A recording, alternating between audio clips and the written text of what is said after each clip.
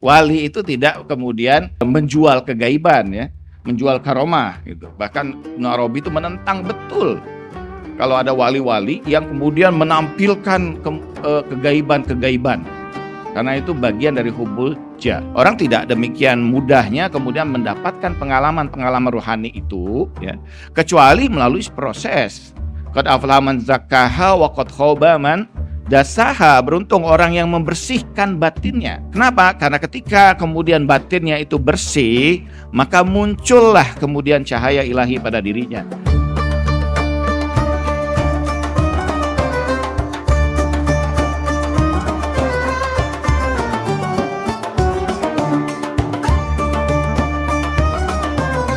Saya ingin memulai ini dengan pembicaraan kita pengalaman rohani. Saya juga membagi pengalaman itu kepada beberapa bagian. Yang pertama adalah spiritual experiences, pengalaman-pengalaman spiritual. William James itu menulis tentang kisah Imam Al-Ghazali. Jadi ketika Imam Al-Ghazali itu berada pada titik nadir yang paling dalam dari perjalanan kehidupannya, dan dia mengalami saat di mana dia merasa kematian itu sudah sedemikian dekatnya, dan tangan-tangan kematian itu seperti sudah berada di hadapan mukanya, dan dia berkata, Tuhan, sekiranya saat ini kematian itu menjemputku. Aku merasa, kata Imam Al-Ghazali, segala hal yang telah terjadi dalam hidupku itu menjadi sesuatu yang sia-sia. Segala hal yang dahulu aku tunjukkan, pamerkan dengan beragam kehebatan, kecerdasan, ilmuku, perdebatan yang aku lakukan yang tidak pernah kalah dalam perdebatan itu, tapi membuatku saat ini menjadi sesuatu yang sia-sia. Dan aku mengalami kondisi di mana kemudian hilang kepercayaan kepada semua orang. Dahulu orang dekat kepadaku mencari diriku, tapi ketika aku dalam kesendirian, tidak seorang pun bertanya tentang aku. Dan aku merasa pada saat-saat itu, kata Imam Al-Ghazali, tangan kematian sudah sedemikian dekat, sehingga aku berkata, Tuhan, sekiranya saat ini Engkau mencabut nyawaku, maka cabutlah nyawaku dalam kedamaian, dalam ketentraman jiwaku. Karena aku merasa kegelisahan yang luar biasa. Tapi pada saat itu, kata Imam Al-Ghazali, tiba-tiba aku merasakan keadaan yang berbeda. Ketika sudah di ujung dan di ambang kematian itu, justru aku merasakan kemudian liputan cahaya memasuki diriku. Tiba-tiba aku merasakan kedamaian yang luar biasa. Dan sejak itu, kata Al-Ghazali, Tuhan membukakan satu pintu pengetahuan kepada diriku yang sangat luar biasa. Dan aku mendapatkan pengetahuan-pengetahuan yang tidak aku dapatkan dari proses belajarku selama ini. Itu sebuah pengalaman spiritual yang luar biasa yang merubah Al-Ghazali ya. Jadi itu kita menyebut peristiwa itu sebagai spiritual experiences, yaitu pengalaman spiritual di mana seseorang itu mengalami proses melalui sebuah proses perjalanan ruhaniah mereka sehingga mendapatkan satu pengalaman yang luar biasa, membuat dirinya berubah menjadi mendapatkan kesadaran tentang sesuatu yang beyond of reality ya. Jadi di atas dari hal-hal yang mungkin bisa disaksikan secara personal atau secara indrawi. Nah, yang kedua saya menyebutnya itu religious experiences, pengalaman-pengalaman keagamaan. Di mana seseorang mungkin mengalami proses yang disebut dengan conversion, ya, pengalaman perubahan. Dalam satu kitab, Ayatullah Dazghib itu menulis kitab namanya Qalbus Salim. Dia menceritakan satu peristiwa yang saya suka sekali menukil cerita ini, yaitu cerita atau kisah tentang Malik bin Dinar. Orang mengetahui bahwa Malik bin Dinar ini dahulu mengalami kehidupan yang buruk. Dia melakukan perbuatan-perbuatan yang jelek dan sebagainya, tapi kemudian mengalami perubahan dalam proses kehidupannya, dan bahkan kemudian dikenal sebagai salah seorang pejalan ruhania yang luar biasa. Ada orang bertanya kepada Malik bin Dinar, wahai Malik, apa yang membuat perubahan yang luar biasa pada dirimu ini? Kata Malik, aku dulu punya seorang anak perempuan. Aku melakukan kejelekan dan beragam keburukan, tapi anak perempuan ini merubah keadaan jiwa. Aku mencintai dirinya dan aku sangat sayang padanya. Setiap hari aku bermain-main dengan dirinya. Dan sampai pada saat lucu-lucunya usia 2 tahun, tiba-tiba dia menderita sakit dan meninggal dunia. Aku kembali pada kehidupanku yang dahulu, melakukan kejelekan, dan satu malam aku kembali dalam keadaan mabuk. Dan aku tertidur. Tapi baru saja aku tertidur, tiba-tiba aku ditarik pada satu tempat yang aku tidak tahu tempat apa. Dan di dalam pikiranku aku bertanya-tanya, tempat apa ini? Aku mendengar tiba-tiba ketika aku masih dalam pertanyaan seperti itu, ada suara desisan di belakang kepalaku. Dan ketika aku melihat ke belakang, aku menyaksikan ada seekor ular begitu besarnya, hendak mematuk diriku. Aku lari dari ular itu, tapi ular itu terus mengejarku kemana saja sampai tidak menyisakan diriku itu untuk beristirahat. Dan dalam pelarian, dalam lari dari kejaran ular itu, aku bertemu dengan seseorang yang sudah tua, dan aku minta pertolongan kepada dirinya.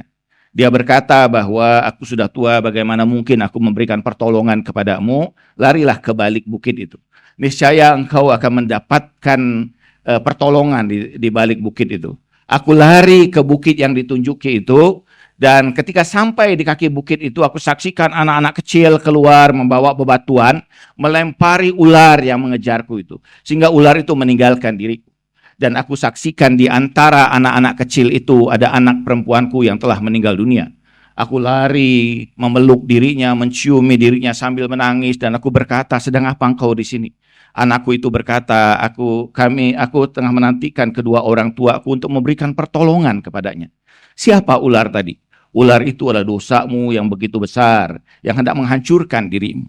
Siapa orang tua tadi? Itu adalah amal baikmu, tapi begitu sedikitnya sehingga tidak mampu memberikan pertolongan kepadamu. Kemudian, sedang apa engkau di sini? Kami adalah anak-anak kaum muslimin yang meninggal dunia ketika kecil. Kami menantikan saat untuk memberikan pertolongan kepada kedua orang tua kami. Dan anakku itu membaca ayat Al-Quran dengan sangat fasih.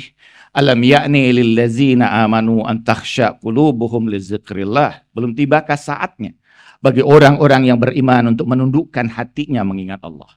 Ini satu, bagaimana setelah itu Malik bin Dinar setelah mengalami proses mimpi itu, penyaksian itu, dia berubah hidupnya dengan luar biasa. Satu lagi yang membuat hal yang juga luar biasa, Ibnu Arabi itu pada usia 9 tahun, dia mengalami koma, dia mengalami mati suri. Dan dia kemudian dalam keadaan mati suri itu, dia menyaksikan ruang yang gelap. Dan biasanya orang kalau dalam keadaan seperti itu, kadang-kadang ada banyak sih. Saya punya beberapa teman, ada artis yang mengalami mati suri, dia menyaksikan ada satu lorong yang gelap. Gitu. Dia berada di lorong yang gelap itu, dia lari, kata Ibnu Arabi, aku lari di lorong gelap itu, dalam keadaan kekhawatiran yang luar biasa, sampai aku menyaksikan satu cahaya. Aku lari ke cahaya itu, dan ketika tiba di tempat cahaya itu, aku saksikan cahaya itu berubah menjadi cahaya yang luar biasa, besar. Dan aku saksikan sosok yang begitu indah, luar biasa. Sehingga aku bertanya, man anta, siapa engkau? Kemudian orang itu berkata bahwa, ana hafizuka, I'm your protector. Kalau malaikatnya berbahasa Inggris itu ya. Gitu. Saya adalah pelindung dirimu. Terus Ibnu Arabi berkata, siapa engkau? Kata cahaya itu, aku adalah surah Yasin. Kembalilah, belum saatnya engkau berada di tempat ini. Kemudian cahaya itu memelukku dan mendorong diriku. Tiba-tiba aku terjaga dari tidurku, dari koma itu, kata Ibnu Arabi. Aku saksikan ayahku di atas kepalaku tengah membaca surah Yasin sampai pada ayat salamun qaulan mir rabbir rahim. Ini pengalaman spiritual yang terjadi. Ada banyak pengalaman-pengalaman yang kita sebut ini sebagai ini religious experiences, karena perubahan yang terjadi menyebabkan perubahan keberagamaan seseorang. Kata Ibnu Arabi, setelah koma itu, aku mulai melakukan banyak hal, sehingga kemudian aku mendapatkan kemudian hal-hal yang luar biasa dalam hidupku. Dan yang ketiga, nah ini yang patut kita garis bawahi. Ini saya menyebutnya sebagai pseudo atau skizo experiences. Pengalaman-pengalaman penipuan dari pengalaman yang menipu, pengalaman spiritual yang menipu, atau itu karena skizo, karena gila. Saya punya sahabat dosen, ya. Dia mengalami skizofrenia. Dan kalau dia tidak makan obat, maka dia merasa bertemu dengan Bunda Maria, gitu kan. Dan berbicara dengan Bunda Maria, dia bertemu dengan Yesus gitu kan. Dia bertemu dengan beragam hal yang luar biasa. Bahkan ada masuk mahasiswa, itu dia sudah bicara, katanya sudah bicara dengan Ibnu Arabi, sudah ini. Saya bilang, kenapa kamu kuliah lagi di sini kalau begitu, gitu kan? Tidak perlu kuliah lagi. Iya, iya, pernah antum ketemu kan?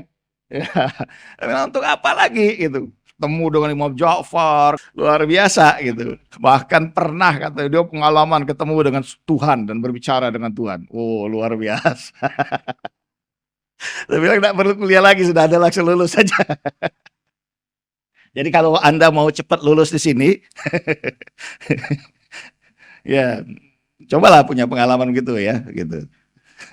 Tapi itu pseudo gitu, itu penipuan ya. Jadi orang bisa jadi karena kegilaannya, karena skizo, ya, gangguan kejiwaan, sehingga menimbulkan itu. Atau motifnya kadang-kadang juga ada motif ekonomi juga sih. Saya pernah dipanggil sahabat saya di Kebun Nanas, Ustaz datang ke sini. Ada wali yang luar biasa. Waduh, saya dengar walinya itu kata agak kaget-kaget juga gitu. Wah, dari mana dia tahu wali? Karena la ya'rifu wali illa wali katanya. Saya datang lah karena dia maksa-maksa saya datang gitu. Wah, itu luar biasa. Begitu saya datang, dia orang itu wali yang mengaku wali itu langsung berkata, "Wah, Anda ini luar biasa. Bersama Anda ini ada banyak syekh-syekh yang datang ke sini." Wah, saya bilang ini modus ini. Wah, cerita banyak dan segala macam, keturunan Anda ini segala macam, ada pangeran ini, pangeran itu gitu kan. Saya sih udah mati, udah modus saja. Besoknya saya tes dia gitu. Saya WA dia. Saya bilang, "Pak Kiai, di depan saya ini ada orang sakit. Bisa nggak kira-kira disembuhkan?" Dia bilang, "Oh, sakitnya itu ada di 3 tempat, 3 titik. Ada di bagian kepala sebelah kanan, ada di perut ya di atas itu, dan kemudian di ujung kaki sebelah kanan. Tolong dipencet itu." Saya bilang, "Pak Kiai, itu kan sama iseng aja, nggak ada pasiennya." Menunjukkan bahwa ternyata dia sebagai pseudo penipu gitu ya.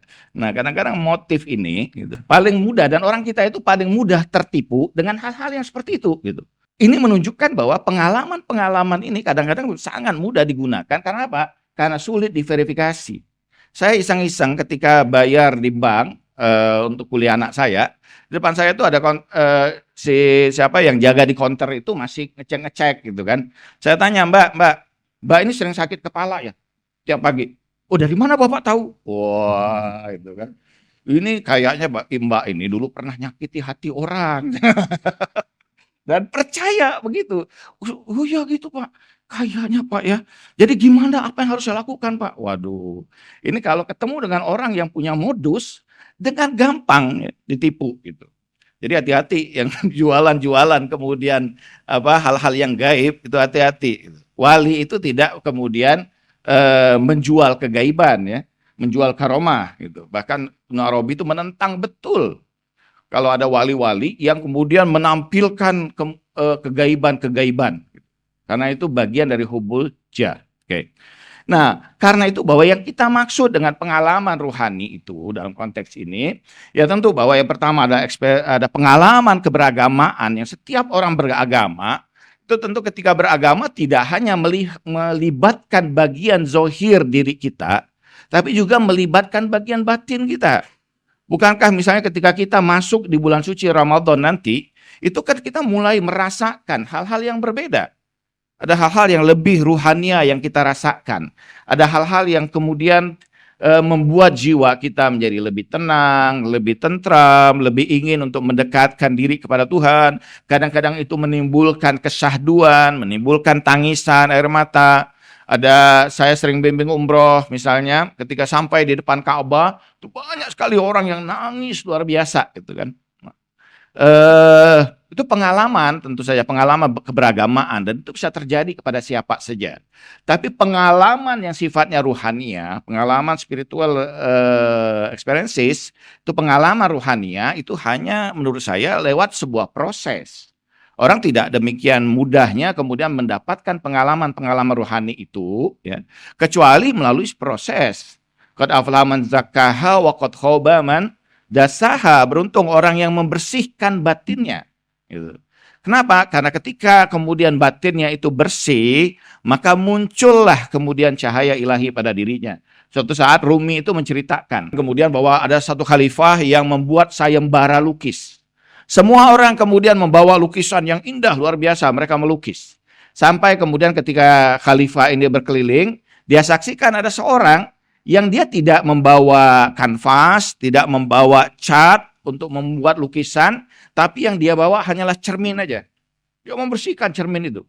Sampai khalifah agak marah di situ. Apakah kamu ini menghina saya? Padahal ini kan saya sayembara lukis. Apa yang kamu lakukan? Kata yang membawa cermin itu, wahai yang mulia, tidakkah kau saksikan? Justru lukisan yang tampil di cermin ini jauh lebih indah dan lebih hidup dari seluruh lukisan para pelukis itu. Lihatlah, bahkan dirimu saja bisa hidup di sini. Gitu. Nah, Rumi menggambarkan bahwa apa? Bahwa cermin itu tidak lain adalah hati kita. Semakin dibersihkan dia, semakin kemudian menampilkan beragam hal yang luar biasa. Kita ini tidak mampu menyaksikan beragam hal yang didapat atau disaksikan oleh para pejalan rohani, para wali-wali Allah, karena hati kita ini masih banyak sekali kotoran. Masih dalam keadaan hati yang sakit.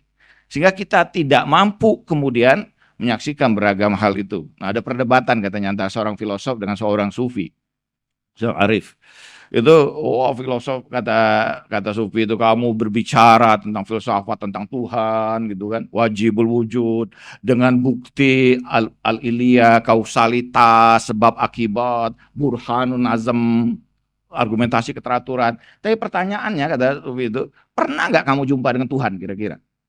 Kamu hanya berbicara tentang Tuhan wajibul wujud yang jauh di sana, tapi berjumpa dengan Tuhan itu pernah nggak terjadi pada diri? Kata sufi itu, kalau kamu mau berjumpa dengan Tuhan, tidak usah ribut dengan argumentasi tentang Tuhan ini ada atau tidak ada, bagaimana pembuktian keberadaannya, gitu kan? Cobalah bersihkan kemudian jendela-jendelamu, maka cahaya itu akan masuk ke rumahmu. Bersihkanlah hatimu, maka cahaya Tuhan itu akan masuk ke dalam diri. Ini kata sufi itu, ini sebuah pengalaman. Nah, proses yang kemudian disebut dengan pengalaman-pengalaman batin ini, itu terjadi. Ya, kadang-kadang kita menyebutnya itu dengan mimpi misalnya ya. Bahkan dalam hadis juga dikatakan awalun nubuwah ar-ru'yatu shadiqah. Tanda awal kenabian itu mimpi yang benar. Kenapa mimpi itu bagian dari pengalaman ini? Tapi tentu mimpi yang mana ya? Kita mimpi banyak mimpi, tapi begitu bangun lupa semua mimpinya. Mimpi yang seperti apa? Nah, mimpi-mimpi yang pada mimpi itu punya pesan yang mendalam pada diri kita, yang membimbing kita. Jadi kenapa mimpi itu bagian dari pengalaman rohani? Karena ketika orang mengalami mimpi itu, ketika orang tertidur pada umumnya, pengaruh materi dirinya itu rendah. Sehingga dia masuk pada alam yang berbeda, menyaksikan itu. Dan di dalam Al-Quran kita menyaksikan para nabi itu mengalami itu, penyaksian itu. Ini ara fil manam anni azbahuka fandur madza tara, gitu kan. Ketika Ibrahim mengatakan, aku menyaksikan di dalam tidurku bahwa aku diperintahkan untuk menyembelihmu, bagaimana pendapatmu. Ini ro'a di situ menyaksikan. Walaupun bukan menyaksikan dalam mimpi sebagaimana kita mimpi. Demikian juga misalnya Nabi Yusuf. Nabi Yusuf mengatakan bahwa qala Yusuf li abihi ya abati ini ra'aitu ahada asyara kawakiba wasyamsa wal qamara ra'aituhum li sajidin. Aku menyaksikan bahwa bagaimana Yusuf berkata kepada ayahnya, aku menyaksikan 11 bintang, rembulan dan matahari datang sujud kepadaku. Ini bagian pengalaman spiritual ya. Ruhania yang ketika itu dia menyaksikan di alam yang berbeda. Nah, proses penyaksian ini dalam istilah tasawuf atau istilah irfan disebut dengan mukasyafah. Mukasyafah itu, kasyf itu artinya terangkatnya hijab, yaitu terhasilkannya forma yang bersumber dari alam misal melalui indera-indera batin kita. Ada banyak jenisnya, tentu saja saya tidak ingin bicara terlalu detail ya. Mukasyafah itu ada mukasyafah musyahada, ada mukasyafah simai, ada istinsak ya, penciuman, ada mulamasa, ada zauq, ada penyaksian yang mukasyafah suri itu bersifat duniawi ya. Dan ini berbahaya seperti saya bilang tadi. Ada juga seperti tadi orang-orang yang kemudian melakukan ritual-ritual. Saya pernah menyaksikan satu film bagaimana ada satu tarekat di kalangan Buddha itu melakukan kemudian ritual yang sangat kemudian jelek. Saya tidak ingin ceritakan lah ya. Dia melakukan ritual yang jelek. menghasilkan pengalaman rohani, menghasilkan. Tapi ini disebut dengan apa? Ini disebut dengan bagian dari apa? Mukasyafah itu duniawi, dan ini bagian dari apa? Istidraj.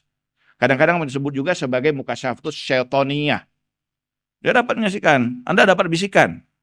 Nanti teman Anda misalnya begini, saya dulu punya mahasiswa, dan sekarang saya dengar jadi dukun. Jadi dia tahu temannya itu sebelumnya jadi ngapain gitu kan. Dapat berita dia. Besok nanti kamu akan begini. Tahu dia. Ada yang membisikkan kepadanya. Tapi yang seperti ini bukan yang sesuatu yang memiliki nilai. Bukan ini yang dimasukkan dengan pengalaman ruhania. Ya.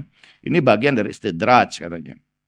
Dan bisa ada yang seperti ini bisa lakukan. Jadi jangan heran kalau kemudian kita melihat di India misalnya orang melakukan tindakan-tindakan ekstrim. Bahkan pada Kristen itu ada kelompok, saya tidak tahu itu yang memaku jadi Yesus gitu kan, memaku ininya, kemudian dililit dengan apa namanya itu duri-duri, kawat duri gitu kan. Dia punya pengalaman ekstasi di situ. Tapi yang seperti ini dalam konteks Ibnu Arabi disebut bagian dari apa? Istidraj. Nah, proses ruhania itu tidak mudah tentu saja. Anda harus mengalami, kita tidak bisa menolak bahwa betul, satu masa mungkin kita punya pengalaman-pengalaman keberagamaan. Tapi bahwa pengalaman-pengalaman yang didapat oleh para kekasih-kekasih Allah itu, mereka melalui sebuah proses ruhania dalam penyucian diri mereka.